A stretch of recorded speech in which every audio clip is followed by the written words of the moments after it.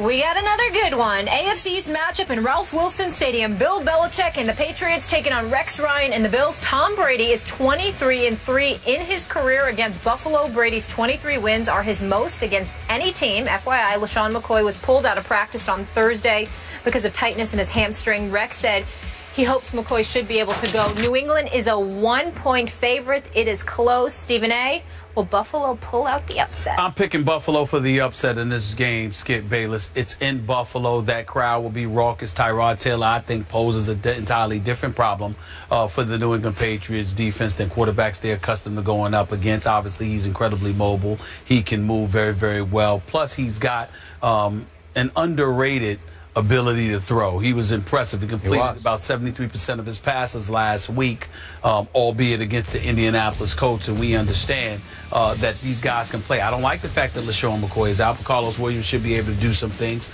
We'll see what happens. You still got We're not sure about LaShawn. That's right. We're not sure about him. We're not sure about him. We don't know, but he left practice due to his hamstring, so chances are he's not going to be anywhere near 100%. I think he's listed as questionable right now. Yeah, he's going to be listed as questionable. So, but I just think that defense they've got the personnel all of itself to go after Tom Brady. But when you combine that with the mind that Rex Ryan has on the defensive side of the ball, his familiarity with Tom Brady and the New England Patriots, I just think the combination of it all with New England coming into the house puts the Buffalo Bills in prime position to knock off the Patriots in an upset victory. I think it'll be tight. I don't think it'll be that high scoring, but I'm going to pick the Buffalo Bills to win like 21-18. Okay. 21-18?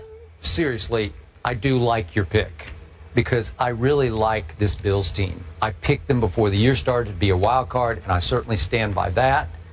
And I'm becoming, as Molly knows, a Tyrod Taylor fan. Me too. We both, before you got here yesterday, we were talking about his Sports Center interview with Lindsey Zarniak, so and likable. it was captivating. But he is a first-time starter. First game he ever started was last Sunday. That one was against the Indianapolis Colts defense. This is against Bill Belichick, and we saw what a Dick LeBeau could do to a Jameis Winston. Not that I'm comparing Tyrod and Jameis, because Tyrod's been around for, 4 years now. But in this case, you are going up against a Belichick, and this time I don't just have a feeling, I have a conviction about this one. I think New England's going to prove to be just a little better than Buffalo, and I think they are going to delight in proving that at Buffalo this early in the season. I'm going to go 24-21. I know my score's close, but I think that you'll walk away from this one saying, and New England's just a little bit better.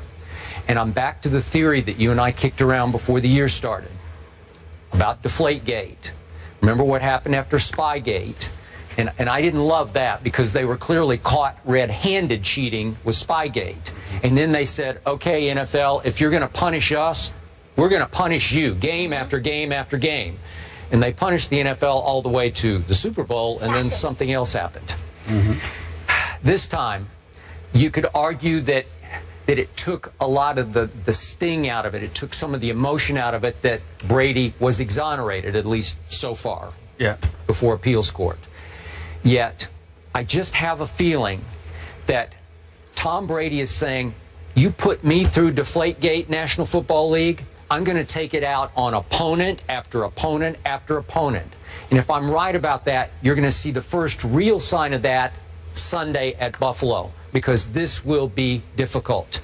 And I think you're going to see Psycho Tom, as I call him, in all his glory. You're going to see emotions spilling over. You're going to see headbutts with Gronkowski.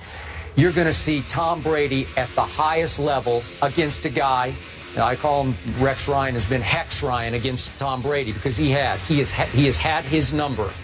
But this time, I think all of Rex's bluster and all his showmanship and all that he has said about the Patriots this week, this time will not distract Tom Brady. I think it will infuriate him. I think it will bring the very best out of him, in that he's going to delight in taking it out on Rex Ryan this time. And just a quick point of order, and I know what you're going to say about this, but it was intriguing to me against your Pittsburgh Steelers, against blitzes by the Steelers defense. Tom Brady went 8 out of 10 with 4 touchdown passes. Now, obviously, the Steelers defense is not the Bills defense coached by Rex Ryan, Dennis Thurman. But still, Brady can beat the blitz with the best of them. In fact, I think he is the best blitz beater there is. He's going to see a whole lot of blitzes this time. They're going to come from everywhere, anyway, always. Whatever Rex can cook up, it will get thrown in Brady's face. He does have Ryan Wendell back at center. Remember, they had to start 3 rookies in the middle of the offensive line against Pittsburgh, and I can't believe they survived. So he's back, so that helps just a little bit. And now for my X factor. I mentioned this yesterday. With all the focus and attention on Gronkowski, there's this guy named Scott Chandler, who happens to be a little bit bigger than Gronkowski is. 6'7", 260. Really? Wow. And he's been playing the last 8 years in Buffalo, New York. So he is going back, quote unquote, home. And I just have a feeling that Tom Brady's going to say to Rex, you know, you talked about King Kong on Gronkowski. Watch what I'm going to do with Scott Chandler this time. I think Tom Brady will feature Scott Chandler. 2 tight ends. You can put 3 on Gronk if that's what you think you need to do. And Scott Chandler's going to have single coverage on somebody who's 8 inches shorter, and Tom Brady's going to throw it to Scott Chandler. And I loved what Edelman did in the opener, and he's still going to be a force. And I love what Deion Lewis, coming from nowhere after 2 years out of football, did. LeGarrette Blount is back. So that will help, because now you have a sledgehammer back there. So I just think the Patriots are really good, and I think Tyrod will struggle a little bit more against this New England defense than he did against the Indy Colts defense. I hear you, Skip Bayless. And I'm just looking at Scott Chandler's numbers, and he's got about, last year in Buffalo, had about 47 receptions for nearly 500 yards. You know, and I'm not knocking him, because sometimes when you play with greatness, it elevates your level of play. And I understand that he, by association with the New England Patriots, he can end up being all of that. But he hasn't been yet, despite his physicality, his physical frame, being 6'7", 250 pounds. Now, playing alongside Rob Gronkowski certainly won't hurt anybody, and I get all of that.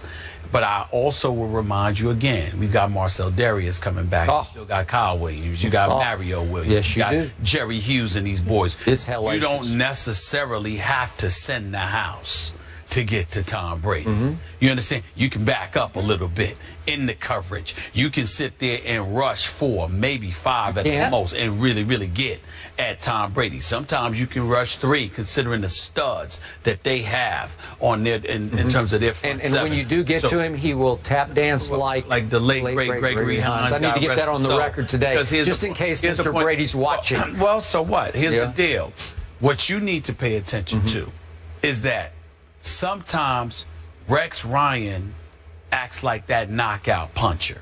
And what I mean by that is, I'm willing to take 2 or 3 blows to get one good look. Now, in Tom Brady's case, I think you may see scenarios and situations where Rex Ryan will take a chance just to put some licks on him, just to soften him up. Just to sit there and humble him just a little bit, so ultimately he does find himself tap dancing. And I think those are the kind of things that you have to take into consideration.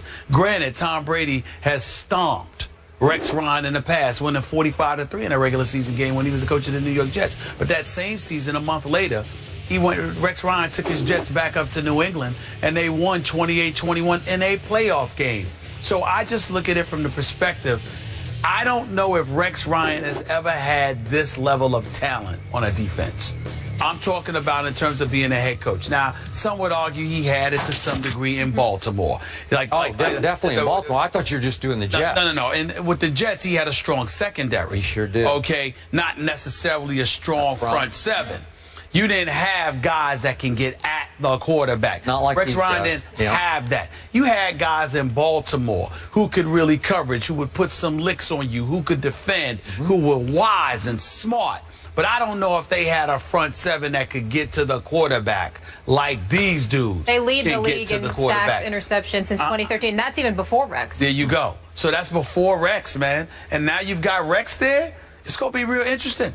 It's going to be real interesting. It's really about the Rex mania combined with the home crowd, combined with it being early and New England still having things to figure out. I think that's why I'm going with Buffalo in this particular game. I know they're not better than New England. I don't expect them to win when they go to New England. But because of the moment, how early it is in the season, and how the Bills and that city are still riding that Rex mania momentum, I think that the Patriots are right to be had just in this particular game.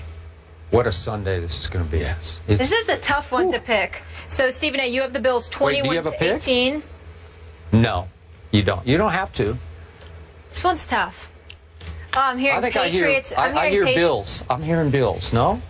Because you got. By the end of the show, I'm going to have a pick. Really? Yes, really? Is by that the end of the show. So we know we knew all coming into the show we were going to have to make some picks, and you need another hour and a half? I need to think about it. Oh, I need to think a little more. I think you've become a Tyrod fan, and it's okay, and you can pick the Bills. Listen, when I picked with you last night, we saw how that worked out. We have a rematch of last year's NFC Championship in Lambeau. We all remember that onside kick and how that one ended. Will the Packers redeem themselves and knock off the Seahawks this time around? We'll discuss, and I'm going with the Bills. I knew it.